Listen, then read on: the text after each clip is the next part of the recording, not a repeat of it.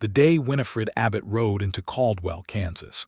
The summer of 1882 was so brutal and dry that the dust rose around her horse's hooves like the earth itself was trying to swallow her whole, and she thought that maybe it would be a mercy if it did. She had been traveling for 11 days. 11 days on a roan mare named Pepper, who was less a horse and more a collection of stubbornness and ribs held together by spite. 11 days since she had left the wreckage of a life she had not chosen and would not mourn.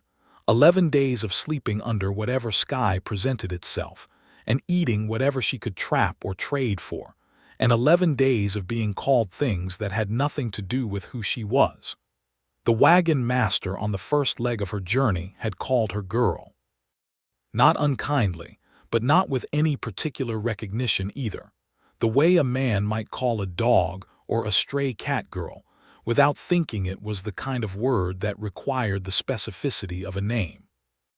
The trading post owner outside of Wichita had called her Miss, and then Sweetheart when she had not bought enough to satisfy him, and then something under his breath that she had chosen not to hear, because she had learned long ago that there were words you had to let slide past you, or they would stick in your chest like a splinter and fester there.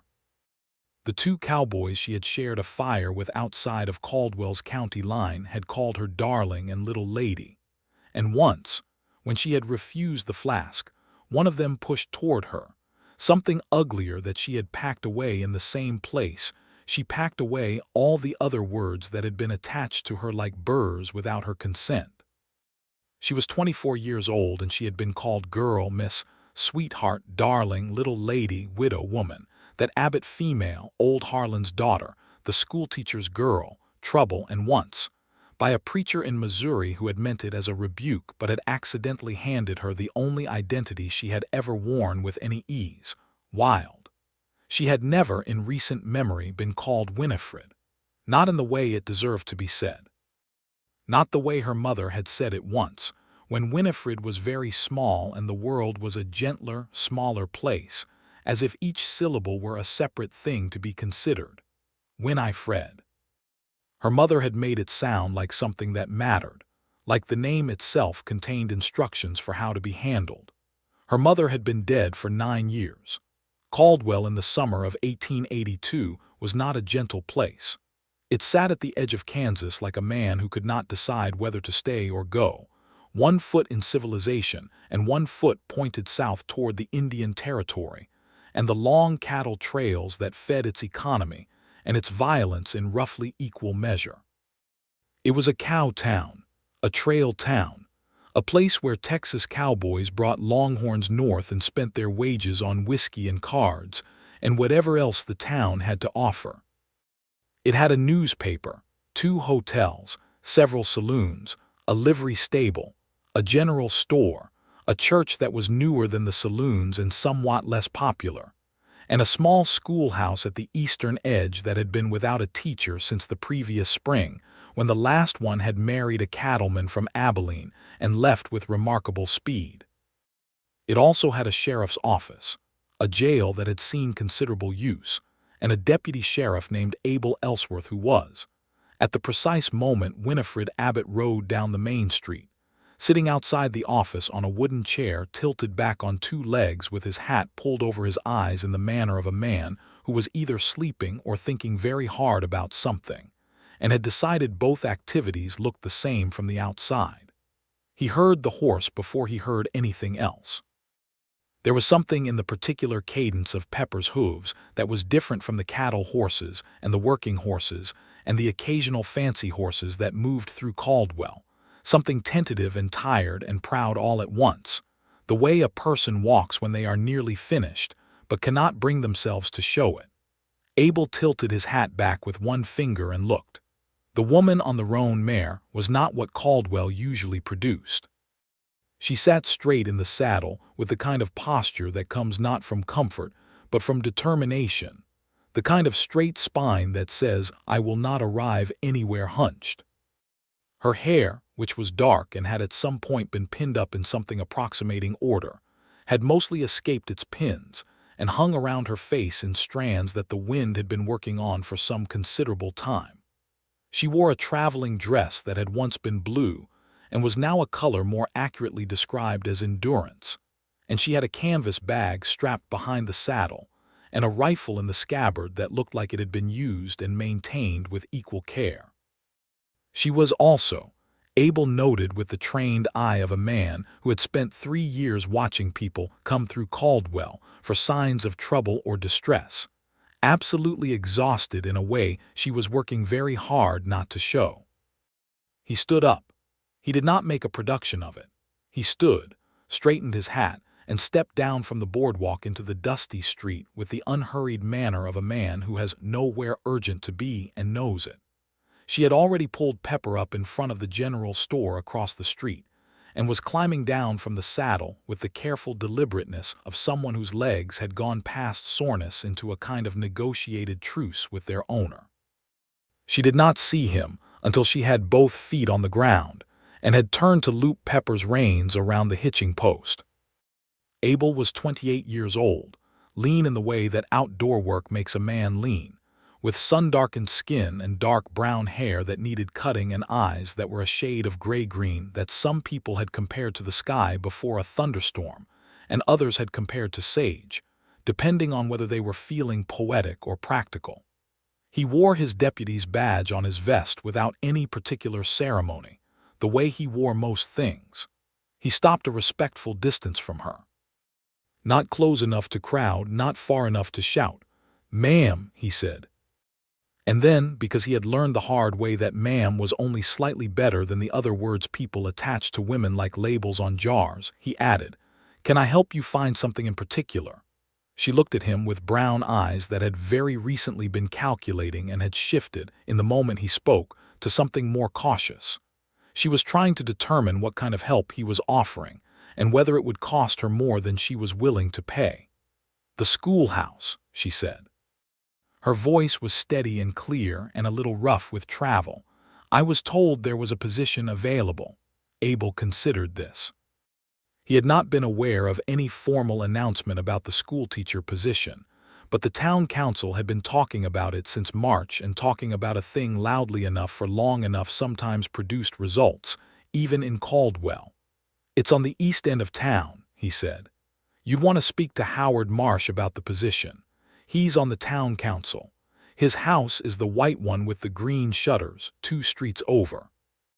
She nodded, and he could see her mentally filing this away with the particular efficiency of someone who had been navigating alone for long enough that information was currency. "Livery's just down there," he added, gesturing south. "Sam Prout runs it."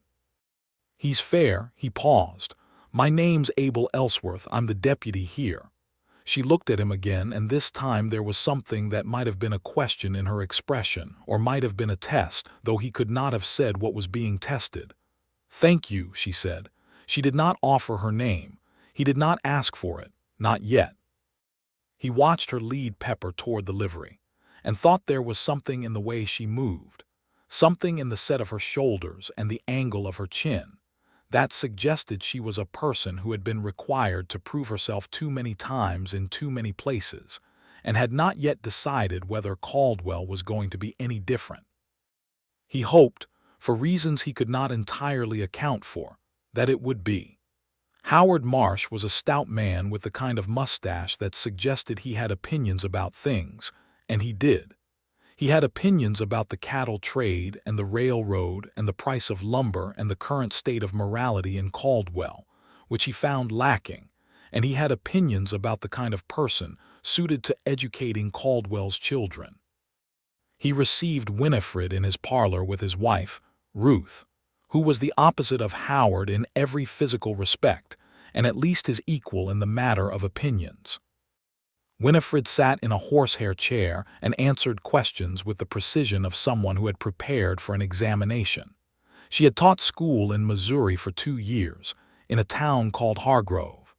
Before that she had been tutored by her mother, who had been a schoolteacher herself, and she had read widely and independently in the years since. She could teach reading, writing, arithmetic, geography, and history, and she could maintain order in a room of children ranging from 6 to 14 without resorting to the kind of methods that left marks, which was more than the previous teacher had managed. Howard Marsh asked her if she was married. She said she was not. He asked if she was spoken for. She said she was not. He asked if she had people in the area, relatives, connections, anyone who could vouch for her character. She said she did not. She watched him process this information and prepare to use it against her, watched him begin to form the word unsuitable somewhere in the architecture of his expression, and she leaned forward slightly in the horsehair chair and said, "Mr. Marsh, I understand that an unmarried woman without local connections is not your ideal candidate, but I also suspect that your ideal candidate has not appeared, given that it is July and your children have been without a teacher since March. I am here. I am qualified, and I will do the work." Ruth Marsh made a small sound that might have been laughter suppressed. Howard Marsh looked at Winifred for a long moment and then said, "The pay is $40 a month. There's a room in the back of the schoolhouse. It's small." "It will do," Winifred said. She did not say thank you because she had not been given anything she had not earned, and she had learned to be careful about the things she thanked people for. The room behind the schoolhouse was indeed small. It had a cot, a washstand, a small iron stove, one window that faced east so the morning light came in early and direct, and a single wooden chair. It also had 3 months of accumulated dust, and what appeared to be a family of mice, who had made themselves comfortable in the corner near the stove. Winifred spent the first 2 hours of her residency in Caldwell, evicting the mice with more efficiency than sentiment, and cleaning the room with a ferocity that had very little to do with the dust, and quite a lot to do with the feeling that had been building in her chest for 11 days. The feeling that she could not keep moving forever, that she had to put herself somewhere and make it hold, that this particular room, with its east-facing window and its terrible cot and its history of mice, was going to have to be enough. It was going to have to be enough because she had made the mistake, 3 years ago, of marrying a man in Missouri named Charles Doyle who had seemed, at the time, like a sensible arrangement. He had land and she had needed somewhere to be, and they had both understood it as a practical matter rather than a romantic one, and for a while that had seemed sufficient. Charles Doyle had not been a cruel man. He had been an absent one, which had its own kind of damage. He had called her his wife in the same tone a man uses for his wagon or his harness, as a possession rather than a person. He had never asked her what she thought or how she felt, or even, in 3 years of marriage, what she wanted for supper. He had certainly never used her name with any kind of intentionality. He had died in March of a fever that had moved through the county like a debt being collected, and Winifred had found, in the weeks after his burial, that what she felt was not grief exactly, but something closer to the feeling of a shoe that had never fit correctly suddenly being removed. Relief and guilt about the relief, in roughly equal measure. She had sold what she could, paid what was owed, and pointed Pepper east and then north and then finally west, following the rumor of a teaching position in a town called Caldwell, Kansas, where the cattle trails ran and the summers were brutal and nobody knew her name. She had not thought about that last part being an advantage until now. Now, standing in a small, clean room with the sun going down through the east windows inverse, painting the dust motes in the air gold, she thought that maybe starting somewhere nobody knew what to call you was actually an opportunity of a particular kind. You could be called by your own name, if you could find someone willing to say it. She had been in Caldwell for 3 days before she saw Abel Ellsworth again. The town was bigger and more complicated than it had appeared from the main street. There were families living in its outskirts, farmers and ranchers, and a handful of settlers who had come west with the particular optimism of people who had not yet been properly introduced to a Kansas summer. There was a black community on the southern edge of town, several families who had come up from Texas and Oklahoma territory, including a man named Elias Carter who ran a barbershop and whose wife, Della, ran a laundry that was more profitable than the barber shop, though neither of them advertised this fact. There were Mexican families who had been in the territory longer than most of the white settlers, and who regarded the town's various claims of civilization with a measured skepticism that Winifred found she respected.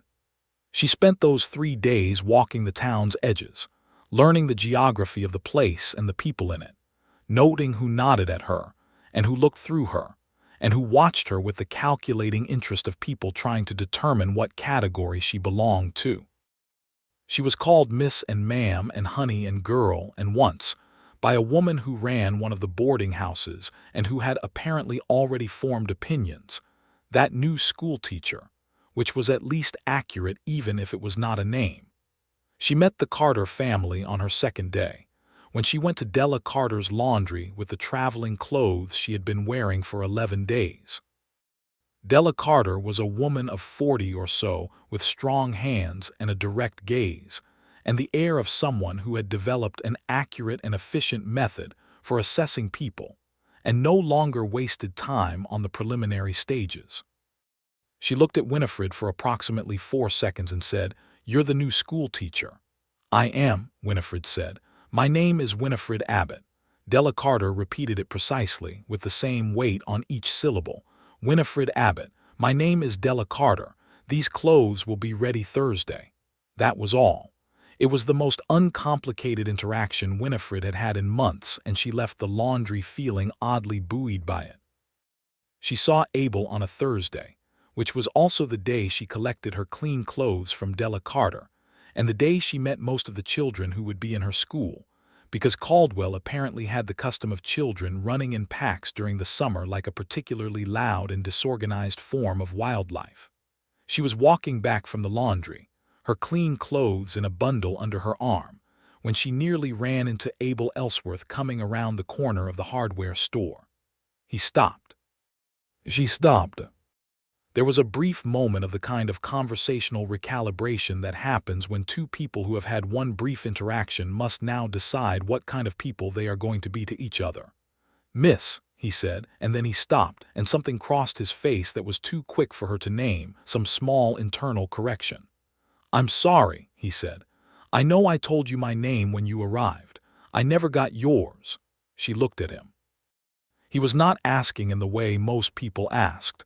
The way that said your name is information I am collecting for my own purposes. He was asking in the way of someone who had noticed the absence of it and found it meaningful. "Winifred," she said. "Winifred Abbott."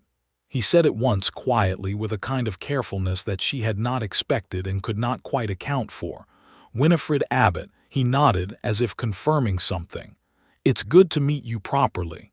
She thought about that for the rest of the day, the way he had said it, like it was something worth saying correctly. The school opened in August, when the heat was at its most merciless, and the idea of putting 23 children in a wooden building and asking them to concentrate on letters and numbers required an optimism bordering on delusion. Winifred had spent the 2 weeks before opening cleaning the schoolhouse, repairing 2 of the desks with lumber she had purchased herself and nails she had borrowed from the hardware store, acquiring textbooks through a combination of Howard Marsh's reluctant budget and her own savings, and writing out a curriculum on paper that had cost her more than she liked to think about. She was good at it. She had always been good at it. The teaching, the way you could watch something move from confusion to understanding across a child's face like a light being lit in a window. She had 23 students ranging from 6 to 14, a mixture of farm children and townspeople's children, and 3 children from the black families on the south end of town, whose presence caused Howard Marsh to mention 3 times that the school was, strictly speaking, a matter of local custom and community standards, by which he meant he was uncomfortable. Winifred had listened to him say this all 3 times with the polite expression of a woman who has heard and understood and has no intention of acting upon it. The children stayed. She was also, because it was the nature of Caldwell in the summer of 1882, constantly navigating the town's rougher edges. The cattle drives came through with their cowboys, and the cowboys came to town with their wages and their appetites, and some of them were decent men who were tired and well-behaved, and some of them were not. The saloons were loud at night. There were arguments and occasionally worse things. She had learned to navigate these edges with a combination of directness and strategic invisibility that had served her well in Missouri, and seemed to be working, more or less, in Kansas. She encountered Abel with some regularity because a town the size of Caldwell did not allow for easy avoidance, but also, she began to suspect, because he was paying attention. She would look up from sweeping the schoolhouse steps and find him making his rounds on the street nearby. She would stop at the general store, and he would come in a few minutes later for something so mundane, tobacco, or a piece of rope, that she eventually concluded either he was an exceptionally slow-moving man with a very gradual set of daily errands, or he was finding reasons to be in the places she was. She did not know how she felt about this. She filed it under things to consider when she had more information, which was how she filed most things she did not yet understand.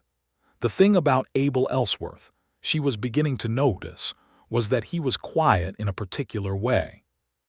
Not the quiet of men who had nothing to say or men who were quietly building toward something aggressive, but the quiet of a person who had decided some time ago that most situations were improved by less noise rather than more.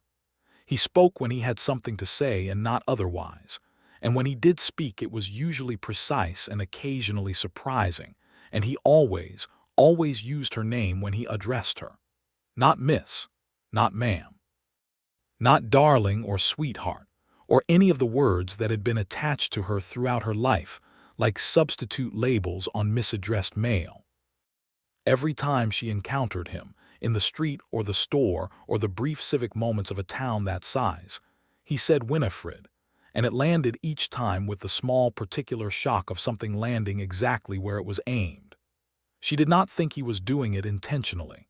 She thought, or she was coming to think, that it was simply his nature, that he was a man who paid attention to the specific rather than the general, who saw the person and not just the category. She found this, against all her better judgment, very difficult to be indifferent to. One evening in late August, she was at the general store past closing time because Harmon Wells, who ran the store, had a habit of staying open too long and then being surprised when it was dark. She was buying flour and a small amount of coffee, and trying to calculate in her head whether she had enough money to also buy the new primer she had seen, the one with better illustrations for the younger children, when Abel came in through the front door. Harmon Wells looked up and then went back to whatever he was tallying behind the counter, and Abel moved through the store in the unhurried way he moved through all spaces, stopping near the shelf where Winifred was standing. "Still open," he observed, more to himself than to her. "He's always still open," she said. Abel glanced at the shelf she was looking at and at the primer she was holding and then at the flour and coffee on the counter. She watched him notice the calculation happening because he was good at noticing things. "That for the school?" he asked, nodding at the primer. "It would be," she said, setting it back on the shelf. "But it's not urgent. How many students do you have now?" He was not making small talk. He was actually interested in the information. 25, she said. 2 more came this week. Brothers from a homestead east of town. They have never been in a schoolroom before." She paused. "They are also both of them older than I initially expected, 14 and 16. Abel looked at her with something that might have been amusement, carefully contained. "How were they today?" "The younger one was brilliant," she said. "He reads at a level far past what he should given his circumstances. The older one spent most of the morning building what I believe was an architectural model of rebellion out of his pencil and several buttons, and then very reluctantly finished his arithmetic correctly in the last 10 minutes. Abel did laugh then briefly, a real laugh rather than the managed social kind. "Thomas Reardon," he said. "That be the older one. You know them. His father brings cattle through twice a year. Thomas is the kind of trouble that's mostly boredom. Give him something complicated enough and he'll do it. He seemed to realize he was offering unsolicited pedagogical advice to a schoolteacher and stopped. "Sorry, I don't mean to tell you your work." "No," she said. "That's useful." She studied him for a moment. "How do you know he's mostly boredom?" Abel looked at the middle distance for a second as if retrieving something. "Because I was mostly boredom once," he said simply. "Took someone paying real attention to change that." She wanted to ask who. She didn't because Harmon Wells was still moving around behind his counter and the evening was getting late and she had come for flour and coffee, not confessions. She bought the flour and the coffee. At the last moment, Abel picked up the primer from the shelf and put it on the counter beside her other things. "I'll take that too," he said to Harmon Wells. She looked at him. "For the school," he said, as if this were entirely ordinary. Caldwell could stand to have a few more things that last longer than the summer. She did not know what to say. She was not accustomed to people doing things for her without it costing her something, and her first instinct was the instinct of a person who had been burned. The suspicion that this too would cost her something, eventually, in some currency she had not yet been named. But she looked at his face, the straightforward angle of it, the absence of calculation, and she said, "Thank you, Abel." It was the first time she had used his name. She noticed this herself only after she had said it. He noticed it too, she could tell, because something shifted very slightly in his expression, something that was not quite a smile but was in the neighborhood of one. "Good night, Winifred," he said. September brought cooler evenings and the end of the summer cattle drives and a quality of light that was amber and horizontal in the late afternoons, painting everything in Caldwell in a color that was almost forgiving. The town settled into its autumn rhythms, quieter and more domestic, and the school filled out to 27 students, and Winifred found herself, for the first time in years, feeling something that could cautiously be called settled. She did not quite trust it. She was good at this, at not quite trusting the good things, at waiting for the condition attached to them. But the days accumulated without betrayal. She taught her students with all the energy and intelligence she had. She had coffee with Della Carter on Saturdays, which had become a ritual somewhere between their second and third meeting, without either of them formally proposing it. She went to church on Sundays not particularly out of conviction, but because it was the social contract of a small town, and she was enough of a pragmatist to pay it. She was called Miss and Ma'am and Mrs. Doyle, which was the name she had married into and which still sat wrong on her somehow, by the various people of Caldwell who interacted with her in their daily capacities. And she encountered Abel with a regularity that had somewhere along the way stopped being coincidence and started being something else. He had taken to walking past the school on his evening rounds at a time that happened to coincide with the time she was usually tidying after the students left. He did not always stop. Sometimes he tipped his hat from the street and kept walking. But sometimes he did stop, and they would talk for 10 or 20 minutes in the blue early evening. The door of the schoolhouse opened between them, her inside and him leaning against the doorframe with his hat in his hands, talking about the town, or the weather, or the children, or the books on the shelf behind her, or anything else that presented itself. She learned things about him in these conversations in the way you learn things about a landscape, by walking through it rather than looking at a map. He had grown up in Ohio, the youngest of 4 brothers, on a farm that had demanded everything it could get from a family that had given it. He had come west at 19, because there was not enough farm for 4 brothers, and he had been, as he had once said, mostly boredom. He had worked cattle for 2 years and then had fallen into law work partly by accident, when a sheriff in a small Nebraska town had asked him to help during a particularly chaotic moment, and had discovered he had a quality Abel himself described, with characteristic understatement, as not panicking when things got loud. He had been in Caldwell for 3 years. He liked it more than he expected to. He had not expected to like any place this much, which was its own complication. She did not tell him all of this about herself at once. She was more cautious, giving information in small, measured portions the way you give water to a person who has been thirsty too long. But he was patient, and he was never greedy for information, and he listened to what she did say with the full weight of his attention, which was, she was discovering, a considerable weight. One evening in late September, a Thursday, when the light was doing its amber thing and the children had gone home and she was erasing the day's arithmetic from the board, he stopped in the doorway and said, "There's a dance on Saturday, at the Marsh barn. The whole town goes." She kept erasing the board. "I know. Ruth Marsh mentioned it 4 times this week." "Are you going?" She looked at the half-erased numbers for a moment. "I had not decided." There was a brief silence in which he appeared to be doing the same internal arithmetic she was doing and arriving at a similar place of uncertainty. "I'll be going," he said, "if that changes the calculation." She turned and looked at him then, at his face in the doorframe with the amber light behind him and his hat still in his hands. He was not asking her to go with him, not quite, not in any way she could object to or be held to or feel trapped by. He was simply offering information, the way he offered most things, with the door left open on her side. She thought about the way he said her name. She thought about the primer on her shelf that now had 27 students' fingerprints on its pages. She thought about 11 days on a horse named Pepper, and a room that smelled like mice, and a life that had been a series of wrong-sized shoes. "Then it changes the calculation," she said. The dance was held in Howard Marsh's barn, which was large enough and clean enough to accommodate most of Caldwell on a Saturday evening.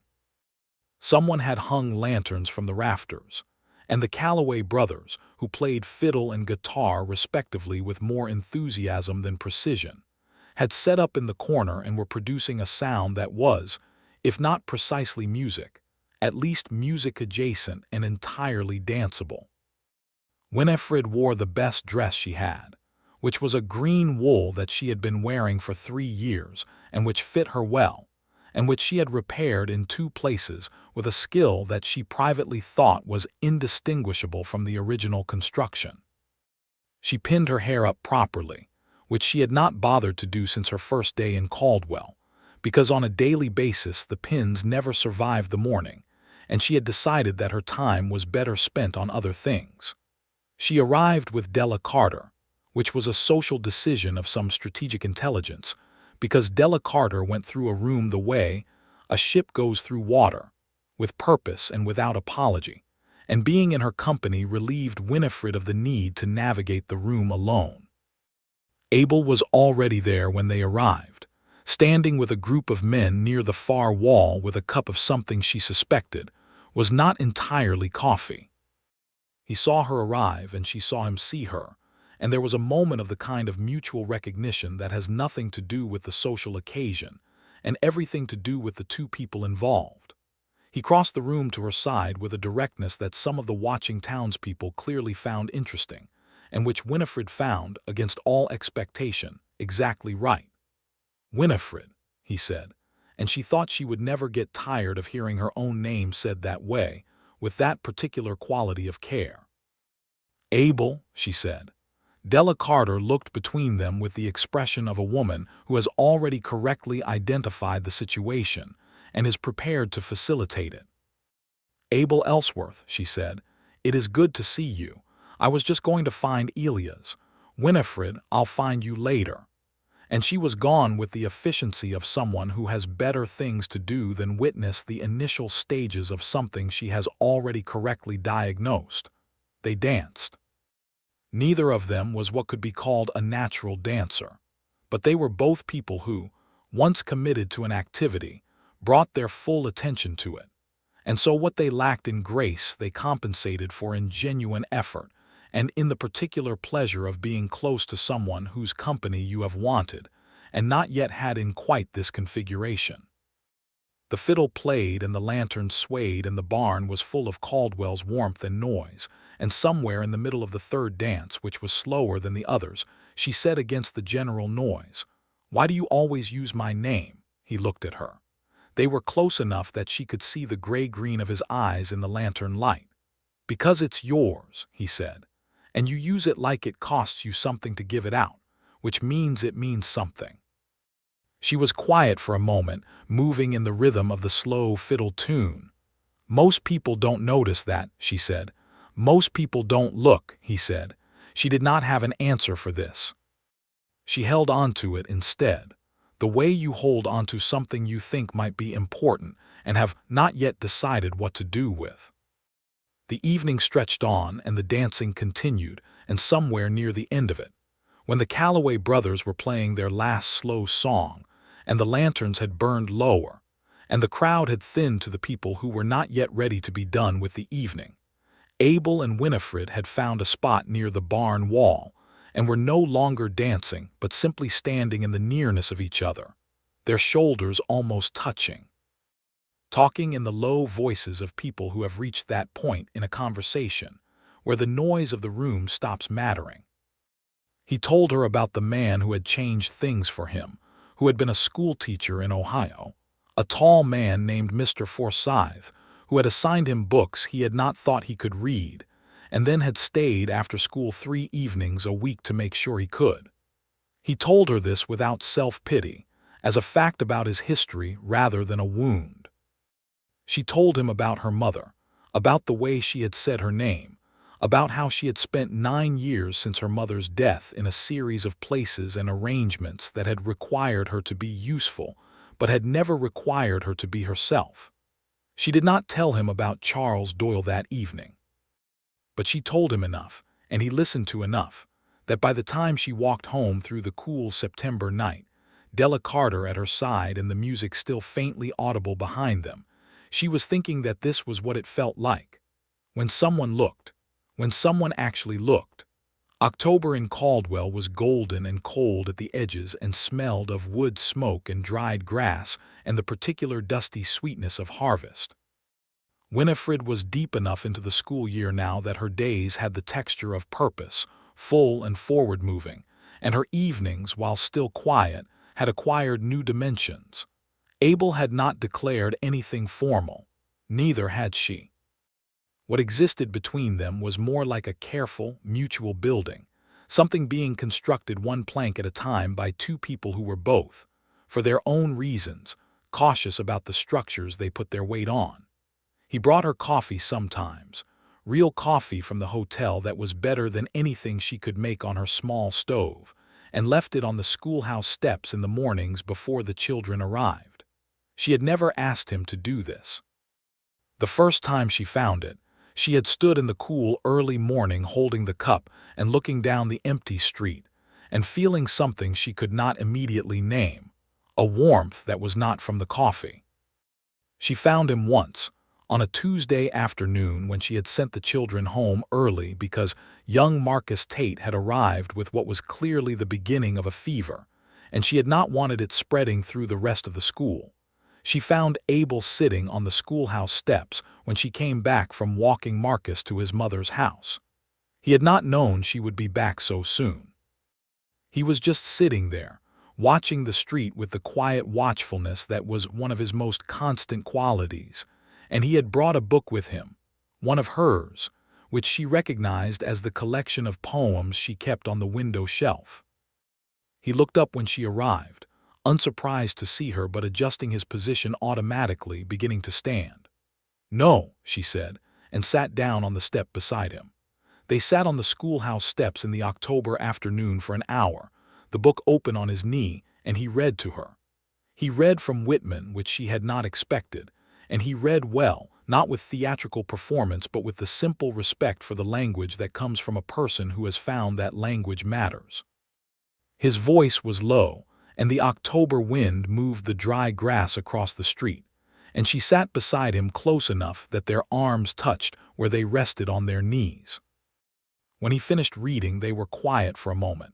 "You learned that from Mr. Forsyth," she said. "How to read, how to take books seriously." He considered this. "I suppose I did." She was looking at his profile, the angle of his jaw, the way the afternoon light landed on his face. "I take books seriously because of my mother," she said. "She read to me every evening until I was old enough to read to her instead. We read everything. History and poetry and novels from England that took forever to come through the mail and were worth every day of waiting." She paused. She would have liked to know you, I think." He turned to look at her then. The afternoon light between them and the quiet town around them and the book still open on his knee. "Winifred," he said, just her name, just that. Said with the same careful quality as always, but with something else underneath it now, something that had been building for weeks and was no longer entirely containable. "I know," she said. He reached over and took her hand. Simply, without ceremony, the way he did most things. His hand was warm and calloused and certain.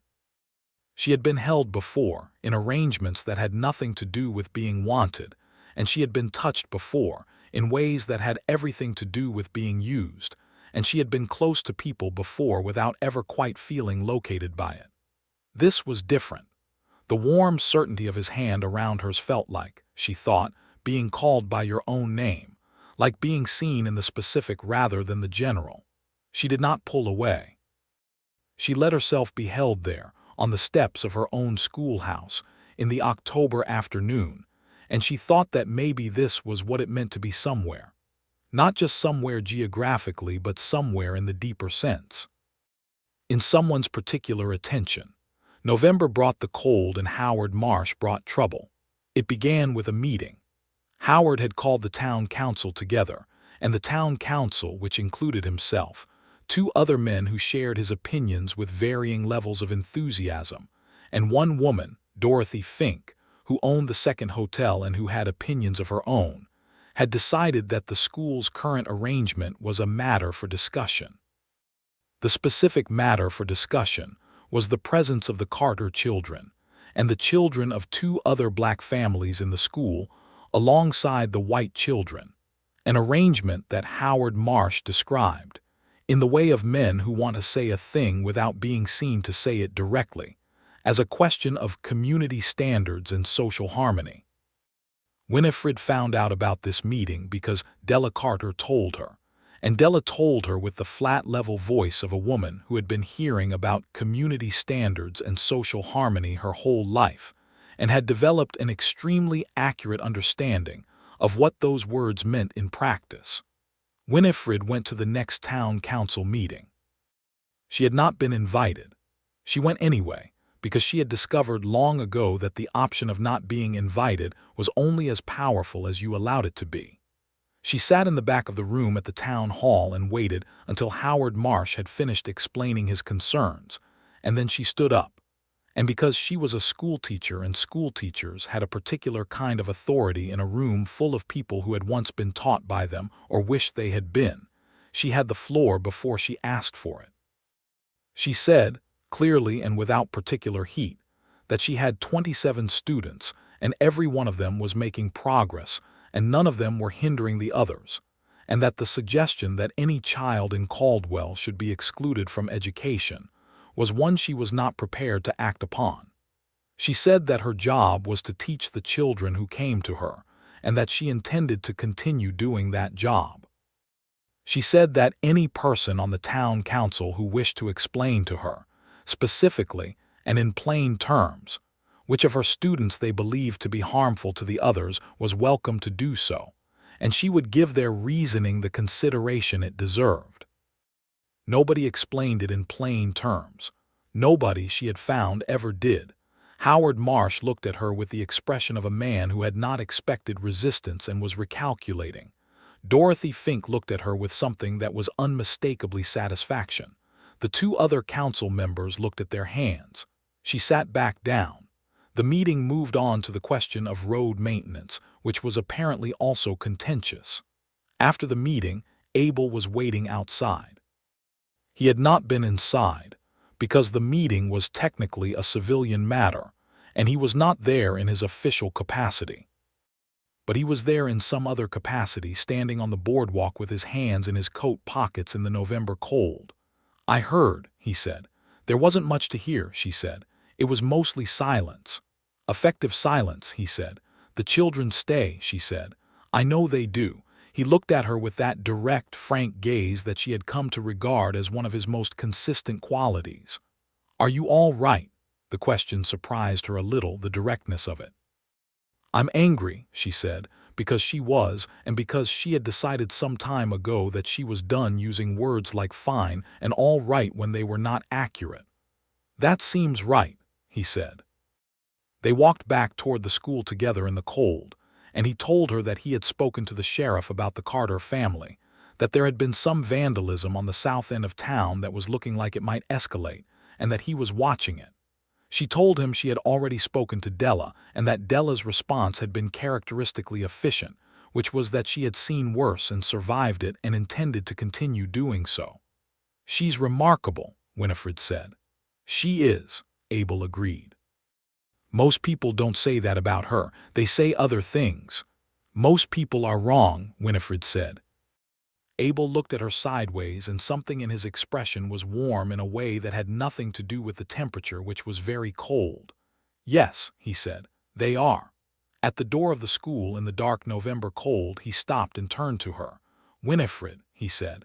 There was something different in his voice tonight, something that had been building for months and had reached the point of needing to be addressed. "I want to say something," he said.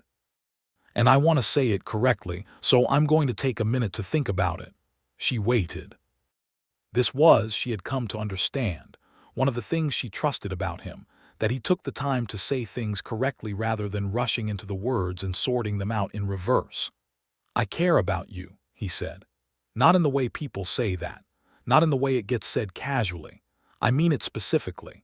I care about the way you are with the children and the way you said your own name the first time I saw you, like you were giving me something real and wanted me to know it.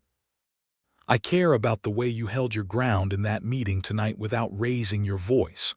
I care about the way you talk about your mother." He paused. "I know you've had a life that has cost you things. I know you're careful. I'm not asking you to not be careful. I'm just asking you to know that what I feel is real and I'm not going anywhere." She looked at him in the dark, this man who said her name like it was something worth handling carefully. "I know," she said softly. "I've known for a while." And his voice was steady, but she could hear the thing underneath it, the thing that was not quite anxiety but was its quieter cousin. And she said, and let herself take the step she had been standing at the edge of for months, "I would like you to stay, in Caldwell, near me. I would like that very much." He let out a breath that had clearly been held for some time. He reached over and took her face in his hands, gently, in the same way he did everything, with the quality of a man who knows the weight he is handling and handles it accordingly. And he kissed her, briefly and warmly and with the same quality of careful intentionality that characterized everything about him. She kissed him back. She had not kissed anyone in a long time who she had actually wanted to kiss. "Good night, Winifred," he said after. "Good night, Abel," she said. She went inside to her small room and lay on her not very good cot, and looked at the east-facing window with the dark night beyond it, and thought that the morning was going to come in through that window golden and direct, the way it always did, and that tomorrow she was going to teach 27 children who trusted her with the best hours of their days, and that somewhere in this town a man knew her name and used it like it meant something. This, she thought, was enough. More than enough. It was the most enough anything had ever been. December was cold and busy, and Winifred discovered that Christmas in a Kansas cow town was a particular kind of event, full of the mix of the genuine and the performed that characterized most communal celebrations. The school put on a program for the parents, which Winifred organized with her usual efficiency, and which went mostly as planned with the exception of young Marcus Tate, fully recovered from his November fever, who added several verses to the recitation he had been assigned that were not in any book she owned and were considerably funnier than anything she had written. She had told Abel about the Carter situation and the progress of the vandalism problem, which had been addressed by Abel and the sheriff with a quiet firmness that had not required the kind of confrontation that left marks, but had made the relevant parties understand that Caldwell's law enforcement had a clear view of the situation and intended to keep it. The vandalism had stopped. Abel had dinner with her twice in December, in her small room with the small stove, sitting on the 2 chairs at the tiny table she had acquired from a family who was leaving town, eating the food she had cooked, which was plain but good, and talking for hours about everything and nothing, the way people talk when they have found someone who makes language feel like a pleasure rather than a tool. She told him about Charles Doyle in December. She had been waiting to tell him, not because she was ashamed, but because she wanted to tell him when she felt certain he would hear it correctly, without judgment or pity or the particular kind of male protectiveness that tips over into possession. She told him the whole of it, the practical marriage and the 3 years of being a possession in a house and the fever and the death and the relief she was not proud of but had stopped pretending she did not feel. He listened without interrupting. When she had finished, he said, "Thank you for telling me." "That's all," she said, not unkindly. "What would you want me to say?" She thought about it. "Nothing," she admitted. "I would want you to hear it and not make it worse with the hearing." "Then I heard it," he said. "And I'm not going to make it worse." She looked at him across the small table with its 2 plates and its candle, and thought that this man had done more for her sense of herself by simply hearing her correctly than most people had managed by trying. "Abel," she said. "Yes." "I love you," she said. She said it the way she did things, plainly and with precision, looking directly at him so there was no ambiguity about the direction or the nature of the statement. He was very still for a moment. Then he reached across the small table and took her hand the way he had on the schoolhouse steps in October. "I love you," he said. "I have for a while." "I know," she said. "You always know things before you say them," he said, with something in his voice that was the warmest kind of affection. "Yes," she said. "I have to be sure before I put a word somewhere. Words stay." "Yes," he said. "They do." The winter settled into January and February with the particular stubbornness of a Kansas winter, which is not interested in hurrying itself along. The school continued through it because Winifred had decided that weather was not a reason to stop learning, a position that some of the parents found admirable and some found alarming. She put extra wood in the stove and kept going. She and Abel were, by now, understood by the town to be together in the way that a small town understands things, which is thoroughly and with considerable detail. Ruth Marsh had opinions about this that she expressed to Winifred directly, which Winifred respected as at least honest. The opinions were that Abel Ellsworth was a good man, which Winifred already knew, and that a woman in Winifred's position, meaning unmarried and employed and previously widowed, should be careful about her reputation, which Winifred found considerably less useful. She told Ruth Marsh, politely and with the same quality of directness she used for everything, that she was careful about her work and her students and the people she loved, and that what those people called her or thought of her was their own business and not particularly her concern. Ruth Marsh looked at her for a moment and then said, with what appeared to be genuine admiration, "Well, you are something, Winifred Abbott." "Thank you," Winifred said. "So are you when you're not trying to manage things." Ruth Marsh laughed. It was a good laugh, surprised and real. Abel proposed in March. He did it on the schoolhouse steps in the early morning before the children arrived, which was when she sometimes found coffee on the steps and occasionally found Abel himself. He had the coffee, and he had a small ring that he had had made by a man in Wichita who worked in silver, a plain band with a small setting that held a green stone that was, he told her, the color of the Kansas hills in spring, though she privately thought it was the color of his eyes. He did not get on one knee, because the steps were still muddy from the overnight thaw, and Abel had too much practical sense to kneel in mud. He stood facing her with the ring in one hand and the coffee in the other and said, "Winifred, I would like to marry you, not because I need a wife or you need a husband or because the town needs us to formalize whatever this is, because you are the most specific person I have ever known and I want to spend my life in that specificity with you." She took the coffee first because she had learned that there was no rule requiring you to answer in a particular order. She drank some coffee. She looked at the ring in his hand. "Yes," she said. "Abel, yes." He put the ring on her finger and she looked at it in the early morning light, the green stone catching March's thin, cold sun. And she thought of her mother saying her name in syllables, Winifred, and thought that perhaps the whole of her life had been pointed toward this particular morning, this particular man, this particular use of her name. They were married in April, in the church that was newer than the saloons and somewhat less popular, on a morning when the Kansas spring was doing its best work, which was considerable, the sky a clean, washed blue, and the prairie grass beginning its green climb and the air carrying the possibility of warmth like a promise being kept. The whole town came, because the whole town had been paying attention since September and felt a degree of proprietary investment in the outcome. Della Carter stood beside Winifred as her witness, because Della Carter was the person who had first said her name in Caldwell in the way it deserved to be said, and that counted. Abel's best man was the sheriff, a man named Ray Holton who had been watching Abel perform the majority of the law enforcement duties in Caldwell for 3 years, with the relieved expression of a man who has found someone competent and intends to keep them.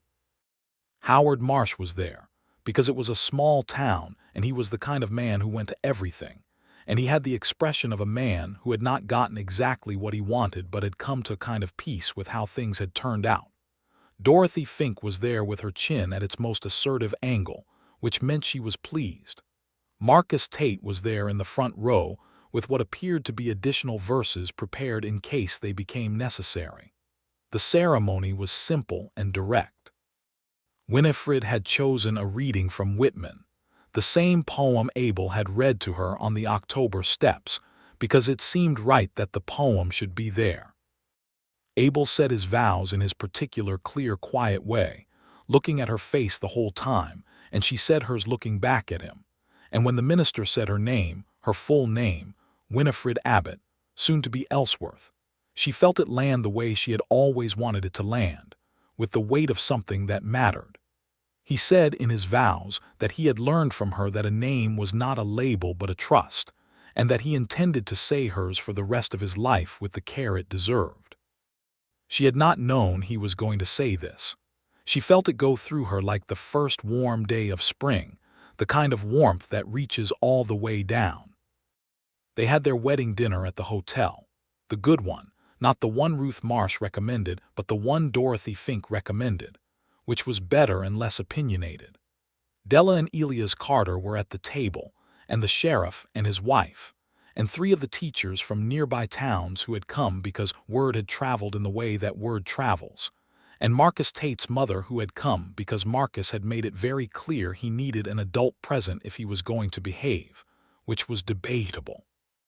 The food was good and the evening was long, and when it was finally over and the town had said its piece and gone home, Abel and Winifred walked back through the April night together, her hand in his, the stars enormous above the prairie, to the house that Abel had rented on the east side of town, 2 blocks from the school.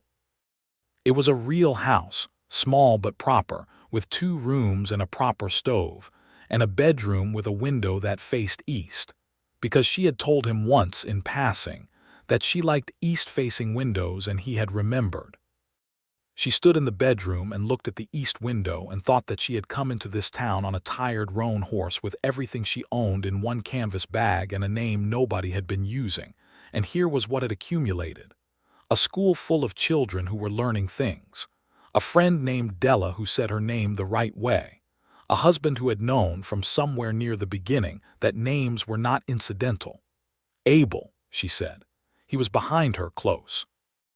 I know you know this, she said, but I want to say it out loud in this room on this particular night. I am happy. I am specifically, genuinely not performing it happy. Good, he said, and she could hear in the single word everything that was in him, the warmth and the steadiness and the particular quality of a man who had found what he was looking for and knew it. He put his arms around her from behind, and they stood at the east window and looked out at the April dark and the first pale suggestion of stars and the dark flat line of the Kansas prairie running out to the horizon, and she was home.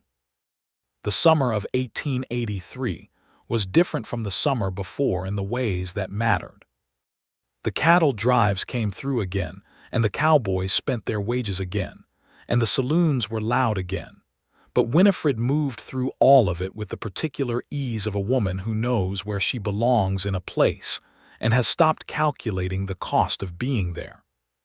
She taught through June before the school year ended and spent the summer teaching a smaller group of children whose parents had decided they wanted their children learning year-round, which turned out to be 6 children, including the Carter children and the Reardon boys, Thomas and his younger brother Patrick, who had become her finest student in the matter of both reading and the subtle art of not making his intelligence into a performance. Abel had been offered the position of sheriff when Ray Holton announced his retirement in June. He had come home and told her at dinner, setting the offer on the table between them the way you set a thing you want a second opinion on. She said, "Do you want it?" "I think I do," he said. "I think I'm good at this work." "You are," she said. "The best I've seen of it. Do it." He became sheriff of Caldwell on the 1st of July, 1883, with Winifred and Della Carter and what appeared to be most of the town present for the swearing-in, including Marcus Tate, who had prepared remarks but had been told by his mother and by Winifred and by himself, in roughly that order, to contain them. In August of 1883, Winifred discovered she was going to have a child. She told Abel in the evening, at the table in the kitchen of their East Window house, with the same directness she had told him everything else. He looked at her for a moment. Then he got up from the table and came around to her side and crouched down beside her chair and took her hands in both of his and looked at her face. "How are you?" he asked. "I am well," she said. "I am more surprised than I expected to be, which is unreasonable because I should have expected this, but here we are." "Are you glad?" he said.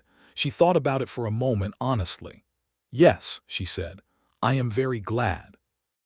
I am also frightened in the way of someone who is about to do something they have not done before and is aware that the stakes are high. Both of these things are true. Both of those things are right," he said. She looked at him, crouched beside her chair with her hands in his face level with hers. "You are going to be a very good father," she said, "because you already know how to pay attention to someone." He looked like she had given him something he had not known he needed. "I'm going to try," he said. "You will succeed," she said. Their son was born in April of 1884 on a cold night that turned warm by morning, which seemed appropriate. They named him Thomas, not after the Reardon boy but after Abel's father, who had died in Ohio years ago, and Abel's middle name, which was James, and he was the most specific, insistent, present person Winifred had ever encountered in a small package. Della Carter came the morning after his birth and looked at the baby with the expression of someone receiving information they find satisfying. "Thomas James Ellsworth," she said. "Hello." Thomas, who was approximately 14 hours old, appeared to have opinions about being addressed directly and expressed them with considerable volume. "Good lungs," Della said approvingly. Winifred, in the bed, was exhausted and had never been so thoroughly herself.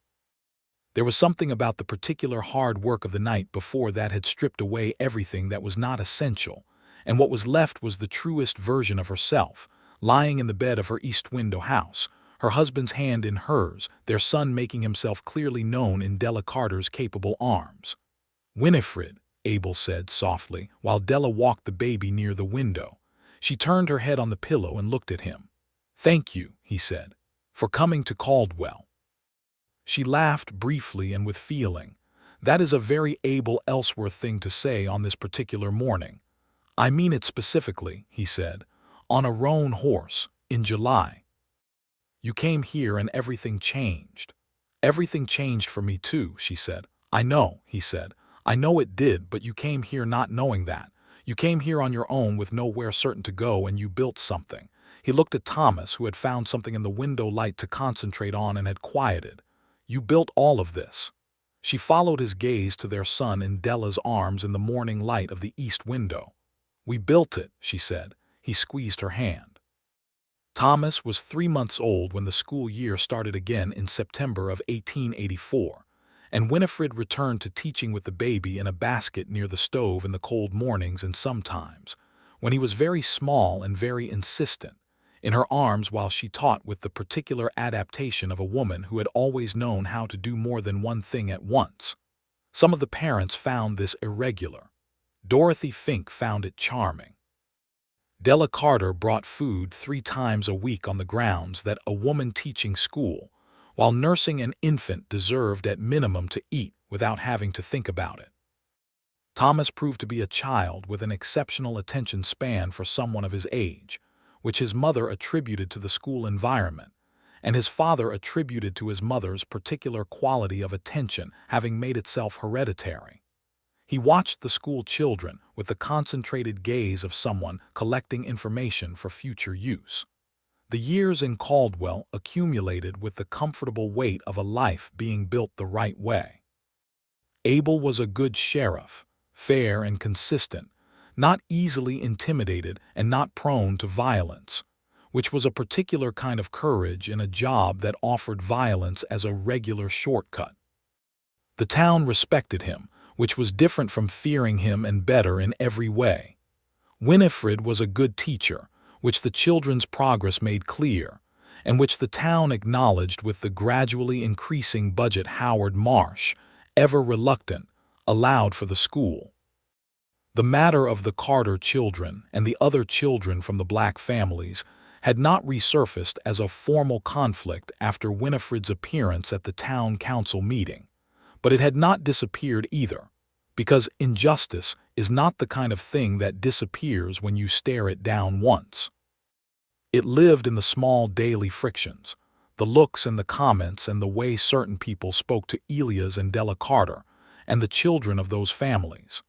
Winifred and Abel addressed these frictions as they came, consistently and without fatigue, because they had both concluded that the thing about justice was that it required the same kind of patience as learning. It had to be practiced every day and not only in the dramatic moments. Della Carter, when Winifred told her this, said, "Now you're starting to understand." In the spring of 1886, when Thomas was 2 and talking with a vocabulary that was alarming his grandparents in Ohio, to whom Abel wrote detailed and admiring letters about this development, Winifred discovered she was expecting a second child. She told Abel the same way she had told him the first time, at the kitchen table, directly. He smiled this time without the overlay of newness, and something in that smile, the ease and warmth and completeness of it, made her feel something she did not immediately have words for. "A summer baby," she said. "The timing is better for the school year." "The timing is whatever it needs to be," he said. Their daughter arrived in August of 1886, during a summer storm that moved through the Kansas plains with the kind of theatrical grandeur that the Kansas plains do particularly well.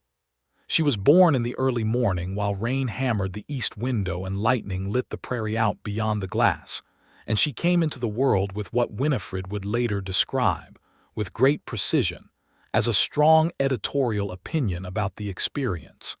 They named her Clara June.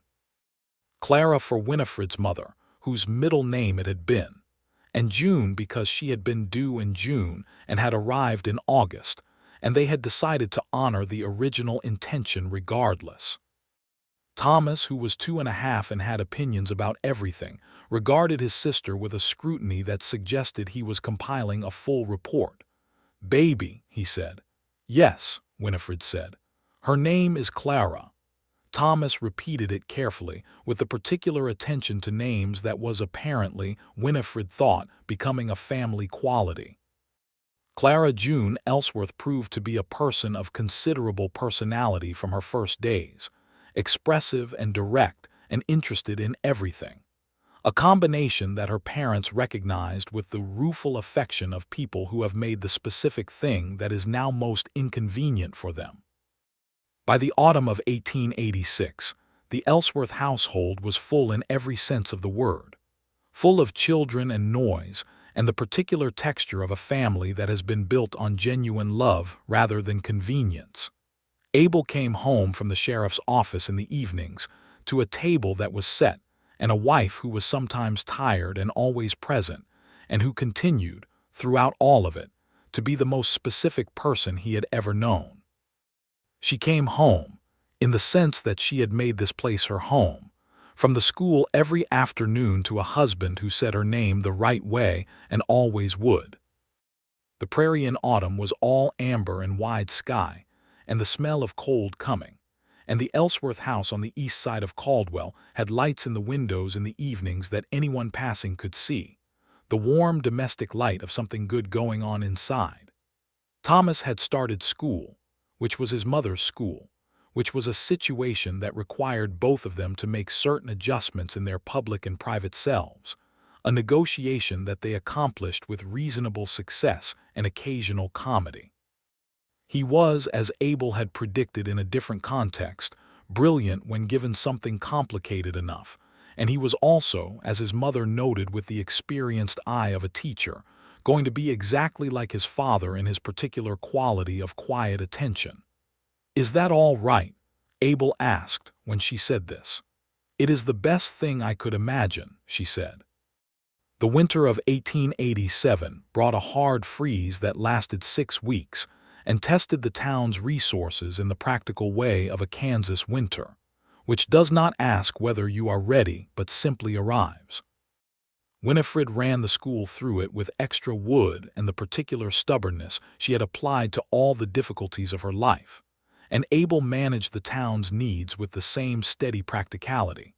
And when the freeze finally broke in late February, and the first tentative warmth came back to the prairie, Caldwell felt like a town that had survived something together and knew it.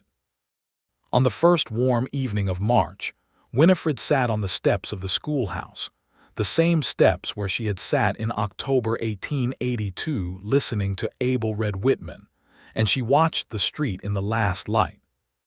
Thomas was inside, doing his lessons because he always did his lessons in the schoolhouse after the other children had gone, because his mother was still there, and the alternative was going home to a house that was quieter without her in it, which he had not said but which she understood.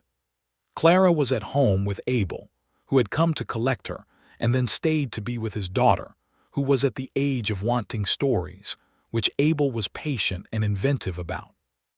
The street was the same street it had always been, with its dust and its boardwalks and its mixture of people and purposes. The livery was still there, where Sam Prout had listened to her tired horse without comment and taken good care of Pepper for the 3 years Winifred had kept her. The general store where Harmon Wells still opened too late and closed too late with equal disregard for any clock.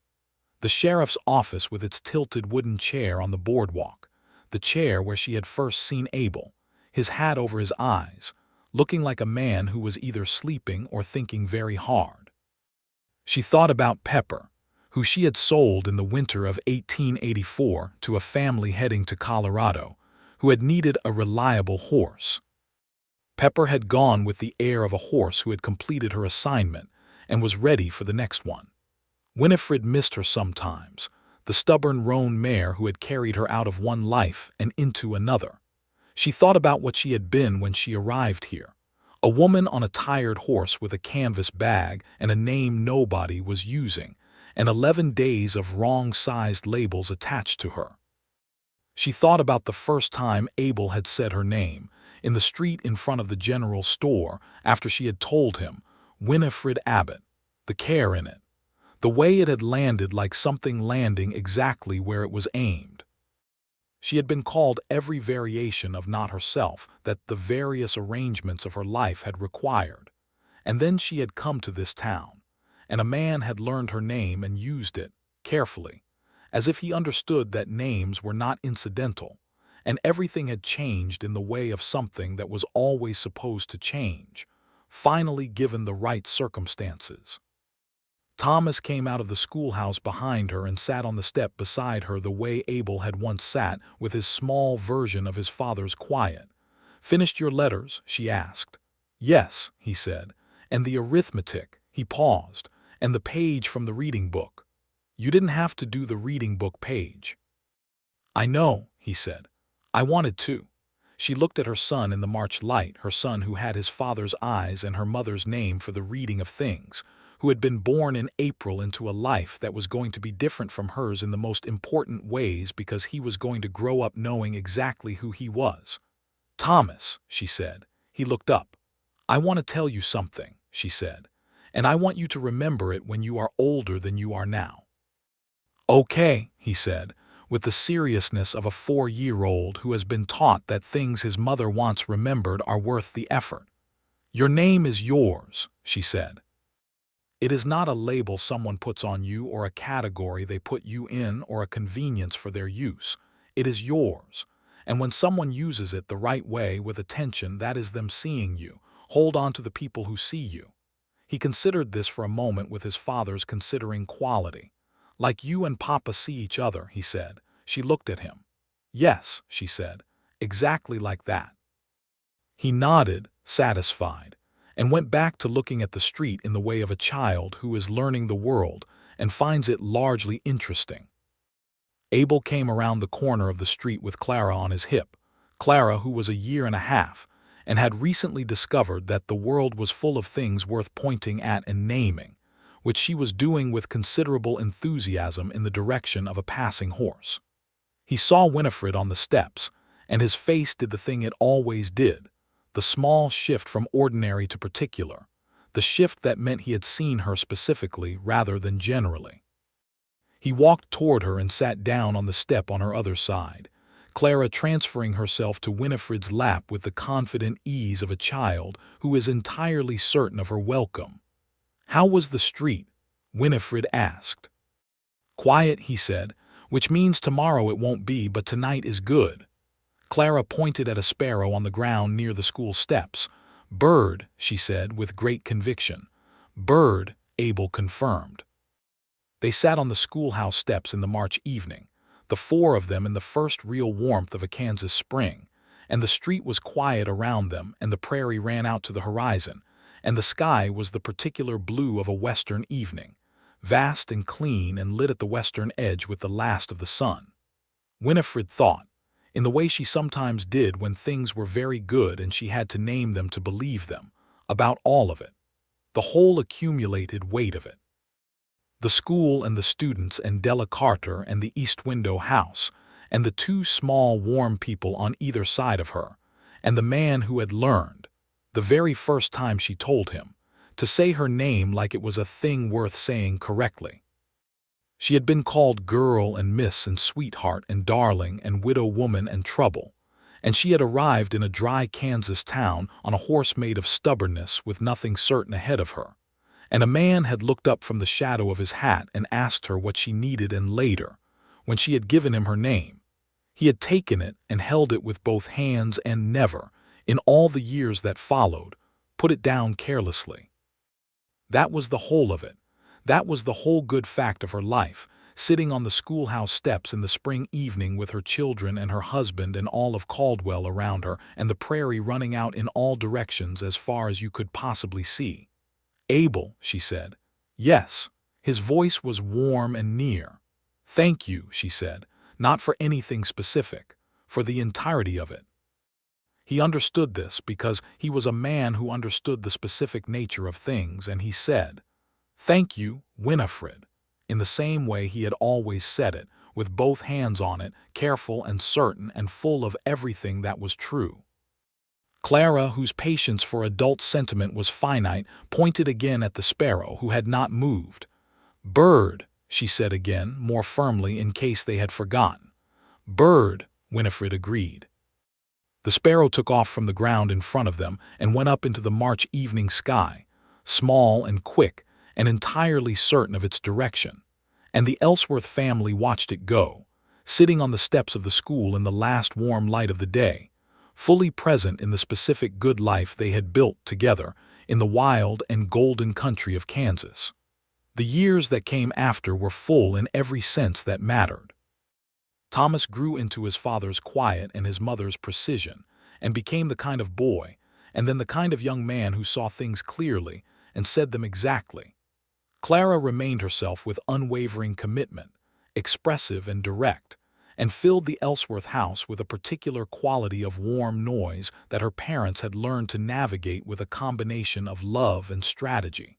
The school grew. By 1890, there were 32 students in Winifred's school, and the town had finally, after considerable discussion, built a proper addition that gave her 2 rooms instead of 1 and a better stove. She hired a second teacher that year, a young woman named Frances Ames who had come out from Ohio with the same quality Winifred recognized from her own arrival, the quality of a person determined to be somewhere and do something. Winifred gave her the East Room and taught her the work in the same way, she thought, that Mr. Forsyth had taught Abel, by taking the work seriously and expecting the same. The cattle trade had been changing throughout the decade as the railroads pushed further and the open range began to close, and Caldwell, like all the cow towns, was finding its identity shifting beneath it. It was becoming more settled, more domestic, less provisional. This was its own kind of loss and its own kind of gain, and Abel watched it with the thoughtful attention of a man who has known a place in its wildest form, and is watching it become something more permanent.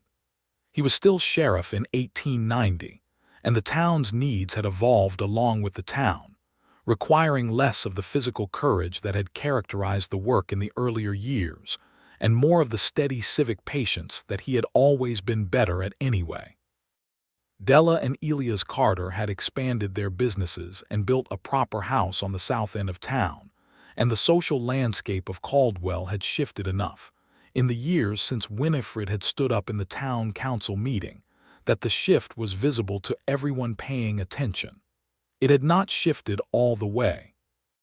The injustices that were baked into the structure of the time and the place were not resolved by one schoolteacher and one sheriff refusing to look away, but they were noted, and noting them out loud, consistently, in the presence of people who preferred not to note them, had its own slow power. Winifred had stopped being called anything but Winifred Ellsworth by most of Caldwell by now, which was a different kind of right naming from what she had always wanted, but was still, unmistakably, being called by a name that contained her rather than a label applied from outside. On a September evening in 1890, the anniversary of some particular evening that they had never formally marked but both remembered, Abel found her sitting on the schoolhouse steps after the students had gone. She was reading, because she was always reading, and the September light was doing its amber work on the street. He sat beside her without announcement, in the way he had arrived in the spaces of her life for 8 years, and she closed the book on her finger to hold her place. "Thomas asked me today what made me become a lawman," he said. She looked at him. "What did you tell him?" "I told him a little bit of what I told you about Nebraska and Ray Holton, and then I told him that mostly it was that I wanted to be useful in a way that lasted." She smiled. "That is very you." "He said," Abel continued, and something in his voice was the warm, amused kind, "he said that being a schoolteacher also lasted. He said that everything you had taught him was still in him and was always going to be there." She was quiet for a moment.